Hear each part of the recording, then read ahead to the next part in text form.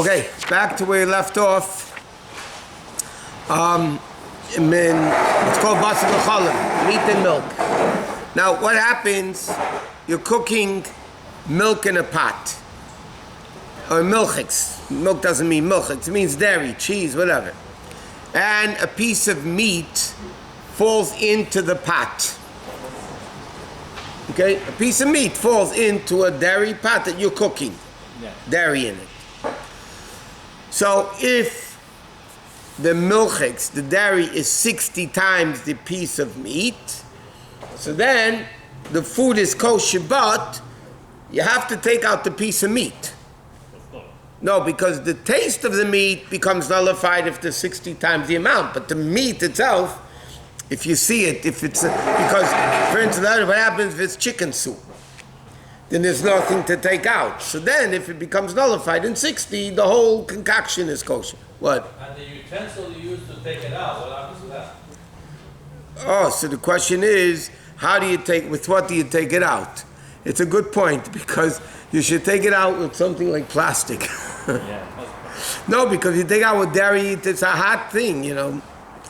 But you have to take out the piece of meat, okay? What do you mean, a plastic utensil? Yeah, just a tray for and you throw it out, whatever. Or you can take like a spoon that it's all iron and then you can... You might be able, it depends. If there's bottle b'shishim, you can take the whatever. It's a question, it's a good point. How do you take it out? Okay.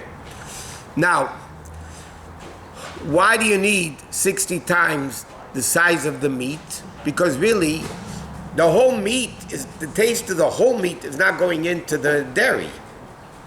Right? You have a piece of meat. A piece of meat falls in here. Okay? So now you need 60 times the whole piece of meat. Why do you need 60 times the whole piece of meat? Because we don't know how much taste of the meat went into the dairy food. So therefore you have to count it 60 times the entire piece of the meat. And again, you have to take it out, so you need the whole thing. The more likely scenario would be that you get to stir it with a utensil that's the more common case, you usually don't have cooking cheese, macaroni and cheese, or you're cooking cheese, whatever, and a piece of meat falls in. That's not very common. But in order to understand those dinim that you're talking about, you stir it, you need to understand this din. Okay, because it's 60 times the amount. Now, what happens if there's less than 60 times in the milk against the meat? Everything's treif. The meat is treif, the milk is treif, the pot is treif. Everything is treif. the cook is treif. Huh? The cook is treif. No, because you don't have 60 times the amount. So now you have meat and milk together. And the pot, which is a dairy pot, now has a taste of meat in it, and it's not bottle b'shishim, it's not 60 times the amount. So then everything becomes treif. You have to kasher everything, you're not allowed to eat the food, and so on. The bottle b'shishim has to be with the cheese, or with also including... Everything's included. We're going to get to that soon. When you say 60 times, I'll give you an example. Let's say you have, let's speak the other way. You're going to have chicken soup cooking. Yeah? And by mistake, I'll give you an example. Somebody thought they're pouring in par of milk into the, whatever. I'm not talking recipes, and it ended up to be real milk. They made a mistake, but it was real milk. So now the question is, when you count 60 times the milk, everything in the pot, if you have chicken and vegetables, whatever, everything is part of the 60 because it's all mixed together. Oh. So then everything is counted as part of 60 times the milk. The pot itself. The pot itself, it depends. If there's 60 times the amount, then the pot is kosher because no taste of meat.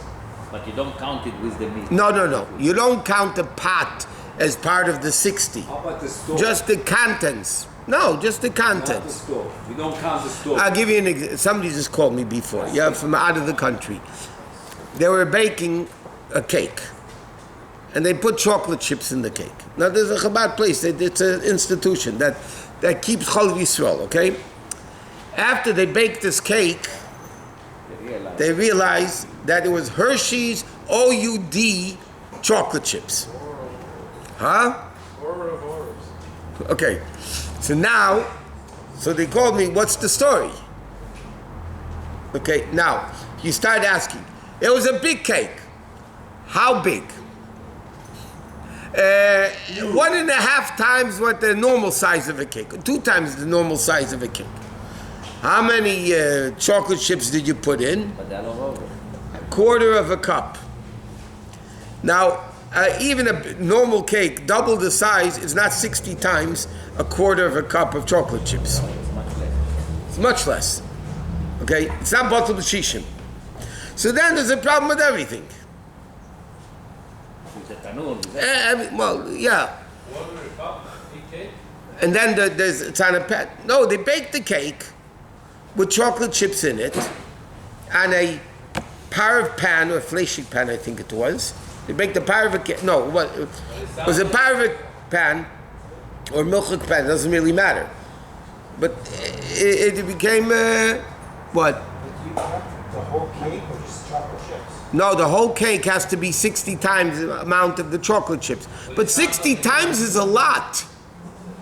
You need a lot of cake to nullify something 1 in 60. Maybe it was a lot of cake. So the way she explained to me the size of the cake, it didn't have 60 times the amount of the chocolate chips. Especially that people like to put a lot of chocolate chips. Yeah, I mean, all these things happen. I told you, we were once at a wedding. It happened to be at Tzvardik Temple years ago. And they used to put out like the chocolate wrapped candies on the table, like mints or whatever. Yes. Huh? Kisses. Not Hershey Kiss. No. It was The mint one. the mint. Whatever. Anyway, I'm sitting by a table with a bunch of my friends. It was at Tzvardik Temple. And somebody opens up one of those candies, puts in his mouth. This is before the meal was served. He says, "This tastes dairy. This tastes dairy." So everybody said to him, "You crazy? The caterer, kosher caterer, glatt kosher caterer, this is a halachic dinner." I mean, He said, "I'm telling you, it tastes milchik." So he went into the kitchen and he asked the guy, "Show me the container of the." It was dairy. But thank God they didn't serve the meal yet. So they right away took away the chocolate. No, but this can happen. The things can have, mistakes can always happen. Especially if you have the same one in park. Like we said last time, a kitchen that's not clean is probably not kosher. There's another rule. A kitchen that never has halachic questions It's not a kitchen. is also treif. Inevitably, there has to be, even if, forget the husband makes a mess, the kids make a mess, the housekeepers make a mess in kashrus, yeah? But even if a person lives alone, inevitably you gotta be making a mistake once in a while. Come on, things happen. You take a wrong spoon or this, it happens. That's why the Rebbe wanted that guys, before they get married, should get smicha to become ordained as a rav, that when there's a shaila in the kitchen, at least they'll know what a question is. That's also something. You have to know what is a question to ask. Forget the answer. You probably get questions that you have to work to find out what exactly is the question, because they don't really want to present it to you the right way. Yeah, a lot of times people call up. The other day, a lady calls me. She says, "I want to ask you a question, but I want you to tell me what I want to hear." That's what she said to me. A full lady. I said, "Then do me a favor. Don't ask me, because do you want to do what God wants you to do, or you want to do what you want to do?" Okay. So she said no. It was about, I remember what it was. It was a question of opening a competing store next to somebody that had a similar type of a store. Not food, but it was a different type of store. So she wanted to open it. So she said, "I want you to tell me what I want to hear." You know what I mean? Obviously, so I knew who it was. It's a person I know. So I said, okay, so you want to do what you want to do? You want to do what God wants to do? If you want to do what you want to do, don't ask me. I can tell you what God wants you to do. I can't tell you what you want to do. But that's it, and inevitably it happens. Okay. Now, there's another interesting thing like this. What happens if meat falls into a pot and let's go this way.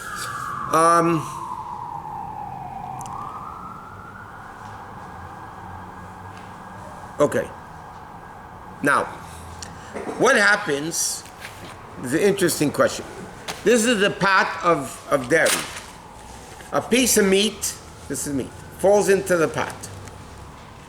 There is no 60 times the amount. That means the whole thing becomes treif.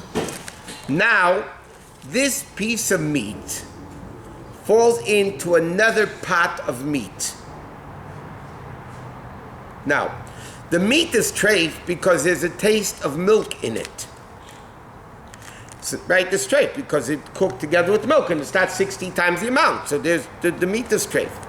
Now this meat fell into another pot of meat. So somebody might think, okay, in the new pot of meat, I don't need 60 times this thing. I need 60 times the amount of milk that was in the original pot. And how much milk when the din is no. There's a din, especially by Bais Din, according to all opinions. One second. It's called chaticha nasis nevela.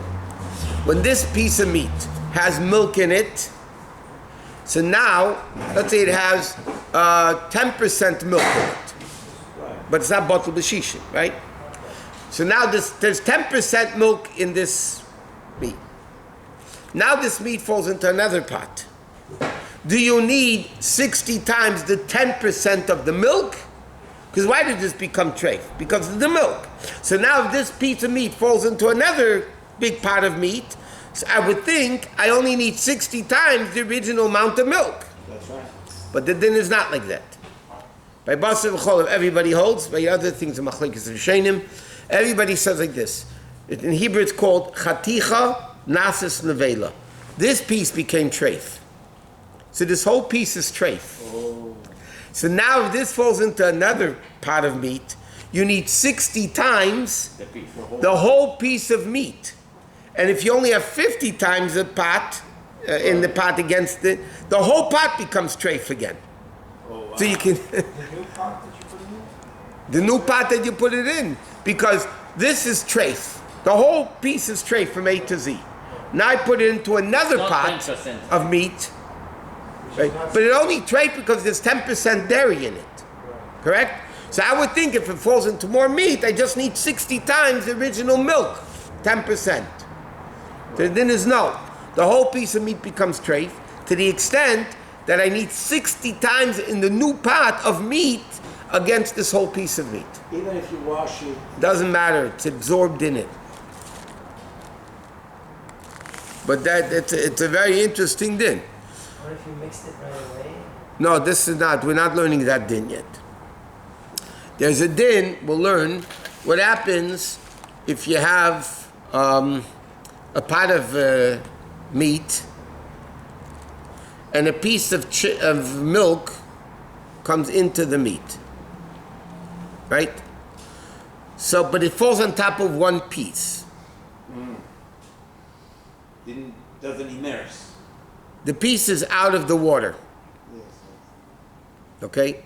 So now, does the whole pot combine, or because this piece is out of the water, You take the piece out. yes, no, the piece is treif, and if you don't... So over there, we'll learn that in details. If you push the piece of meat down into the water right away, then everything is part of it. If not, the piece of meat doesn't have 60 times the milk, so the piece of meat is treif, then the whole pot is treif, and you live happily ever unhappy. What if you take it out right away? If you take it out right away, but then you have to estimate how long will it take. This pot is protruding out of the meat, right? Out of the pot. You have to estimate how long does it take the milk to go through the meat to go into the rest of the pot. It could take a few seconds. It doesn't. But if you push it in, you push it in right away, then it's fine. Then it's all part of it. But if the piece is out of the pot, then you'll have a problem. That piece becomes treif. Then the pot needs 60 times that piece of meat, and everything gets mixed up and messed up. Any button missing a chila, better to take it out. No, it's not mevatel yisrael chatchila. Halacha says you push it down, you mix it with the rest right away because it's not treif yet to make others treif yet.